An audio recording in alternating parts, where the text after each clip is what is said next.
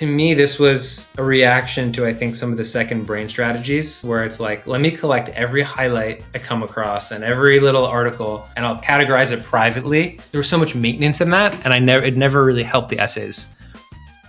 Like the other end of structuring and revising 10 versions of an essay is logging, which for me is just capturing these little like stupid thoughts throughout the day. When I'm most on top of my habits, I'm uploading my logs and I have Sublime open at the same time. And I'm just like, every time I finish a paragraph, I just copy it and put it in a collection in Sublime. So ideally they're just mirrored one-to-one. But where Sublime comes in is that what's neat to me is the collection feature, where how you can put your logs or my logs into folders. And I found that to be helpful for me for a bunch of reasons, because to me, it's never worth categorizing inputs that are private, but it's like, hey, all this stuff is public now.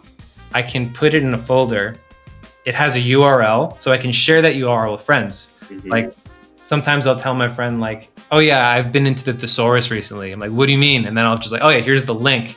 And then it's like, boom, here's like 50 thoughts I had in the last 3 weeks on that one thing. To me, this was a reaction to, I think, some of the second brain strategies where it's like, let me collect every highlight I come across and every little article and I'll put it into a thing and I'll categorize it privately. There was so much maintenance in that, and it never really helped the essays.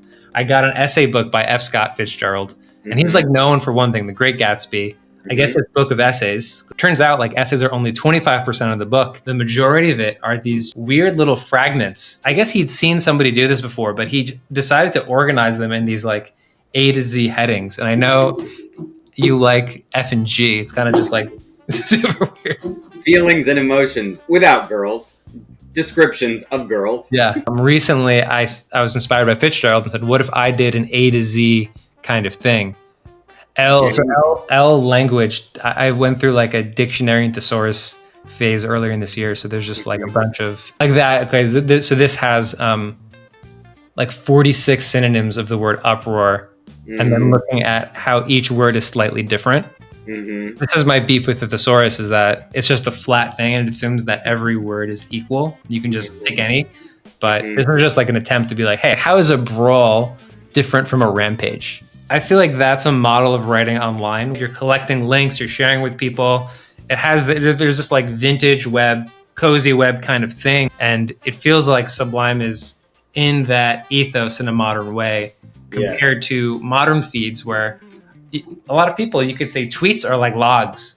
But the difference with tweets is you're writing it knowing that it's going to be potentially seen by everybody with the hope or the expectation that it could go viral. And like that totally inverts the whole purpose of it. So a big part of my logs and even on Sublime is that no one can really, I guess on Sublime, you can add it to your collection, which is a cool signal, but generally there's no going viral. And that's like a feature, right? It's not about that.